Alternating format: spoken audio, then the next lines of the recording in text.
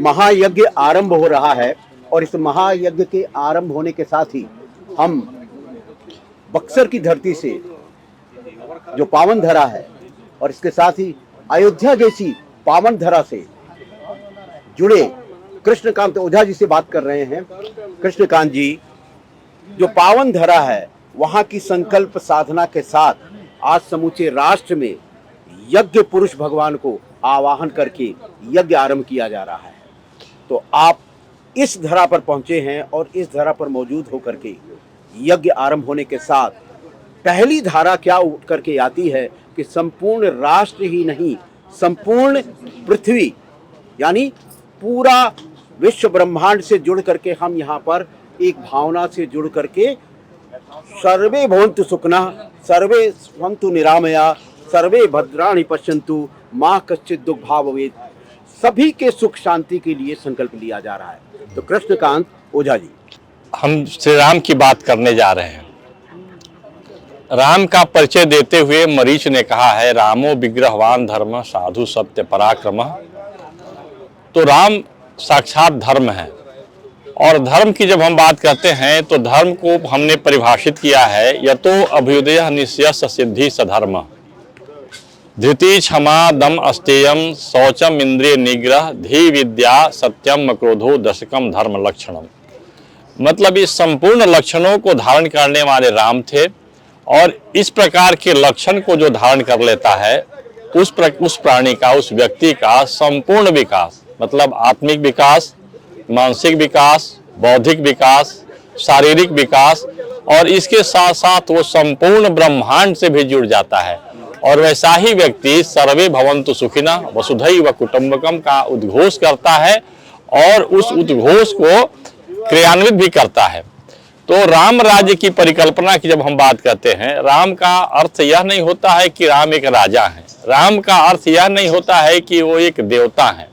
राम का अर्थ मर्यादा पुरुषोत्तम, मर्यादा को धारण करना, जो मानवोचित मर्यादा है, जिसे उपनिषद के ऋषि उद्घोष करते हैं, मनुर्भव, मनुष्य बन जाओ। मनुष्य बनना मतलब अपने दायित्वों का निर्वहन करना, अपने लिए, अपने परिवार के लिए, अपने समाज के लिए, अपने राष्ट्र के लिए, संपूर्ण विश्व के लिए, यहाँ तक कि प्रकृति के लिए, वनस्पति के लिए, अन्य जीव जंतुओं के लिए भी। तो राम का जो संपूर्ण जो ब्रह्मांड नायक के तौर पर जो यात्रा शुरू हुई थी, उनकी प्रथम कर्मभूमि, प्रथम रणभूमि सिद्धाश्रम बक्सर से। और सिद्धाश्रम बक्सर के बारे में कहा गया है उसकी स्तुति में, मंदाकिनी सलील सिक्त पदार विंदम दिव्याब्ज चक्र सुगदाप्त करार विंदम ब्रह्मेश शेष विहगेश सभर चितांगम सिद्धाश्रमस्थ मनिषम भगवंत मीडे। मतलब सिद्धाश्रम एक ऐसा स्थान है, वहाँ आने के बाद कोई अवतारी भी स्वयं को ज्ञान के अधीन करके और मानव समाज के लिए, मानव धर्म के लिए जो उचित होता है वो ऐसा करता है, और सामर्थ्य प्रदान करने वाला जो स्थान है वो सिद्धाश्रम है। इस प्रकार अयोध्या में भगवान श्री राम का जन्म जरूर हुआ, लेकिन राम मर्यादा पुरुषोत्तम राम के रूप में जो प्रकट होते हैं, उनका परिचय होता है, वह है सिद्धाश्रम बक्सर और ऋषियों के सानिध्य में।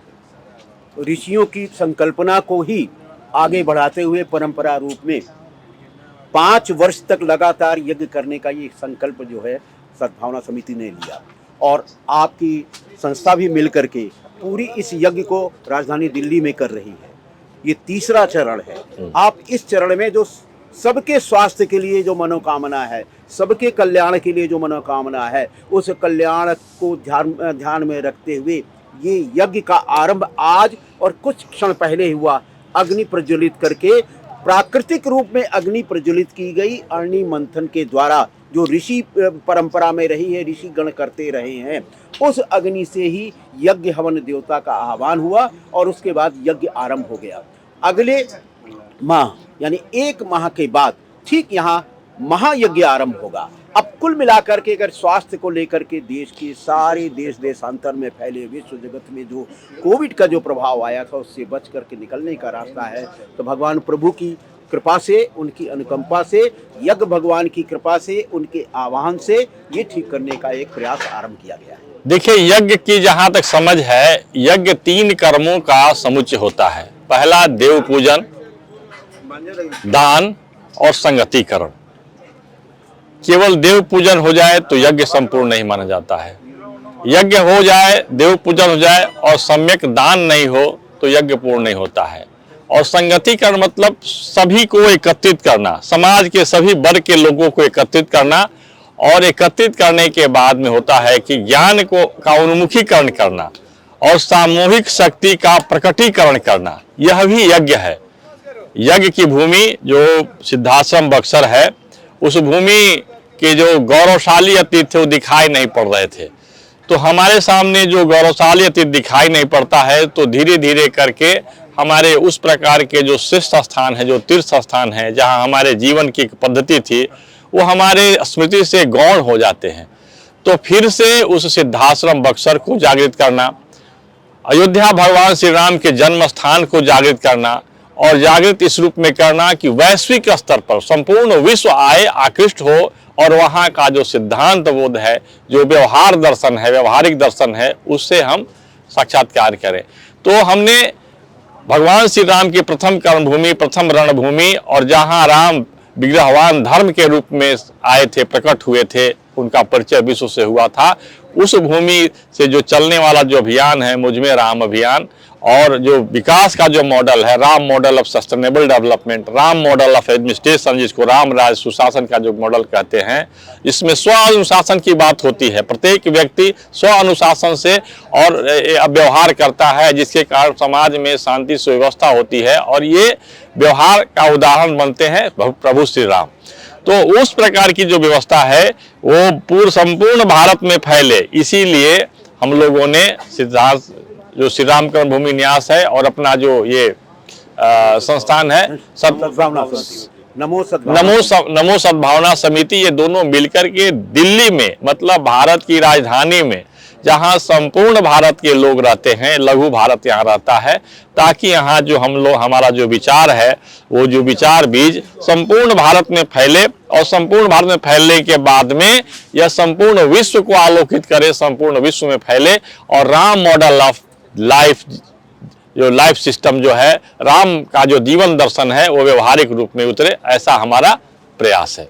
कृष्णकांत जी, आपको बहुत बहुत आभार, बहुत बहुत हम यही कहेंगे कि जय हो आपकी, आपके ज्ञान की, आपकी परंपरा की, और उस ज्ञान को विस्तारित करने के संकल्प की। एक छोटी सी जानकारी और मैं दे देना चाहता हूँ। भगवान श्री राम के प्रथम कर्मभूमि, प्रथम रणभूमि पर एक सांस्कृतिक केंद्र निर्माण की बात हो रही है, और विशालतम प्रतिमा की भी निर्माण की बात हो रही है, प्रभु श्री राम के, पराक्रमी श्री राम की प्रतिमा की, और वहां से ताकि संपूर्ण विश्व के लोग आए, और वहाँ एक सांस्कृतिक केंद्र, शोध केंद्र और कार्यकर्ता प्रशिक्षण केंद्र, जो इन विचार बिंदुओं को लेकर के लोग जन जन तक जाएं, और लोगों के व्यवहार में परिवर्तन हो, और समस्त भारत के निर्माण के लिए हमारी चेतना ऊर्ध्व हो, उन्मुख हो, और सामूहिक शक्ति, हमारी भारत माता की शक्ति जागृत हो, और भारत फिर से संपूर्ण विश्व का गुरु बने, ऐसा हमारा प्रयास है। बहुत बहुत आभार। और एक बात और आपकी जानकारी के लिए हम दे दें कि अयोध्या में ही महर्षि महेश योगी रामायण विश्वविद्यालय की स्थापना होने जा रही है। सरकार ने मान्यता दे दी है। अब उसमें सब मिल करके जो भगवान श्री राम का जो है पूरे विश्व का 1000 वर्ष का पूरा जो है उसमें इतिहास का शोध आरंभ होगा, उसकी तैयारी आरंभ हो रही है।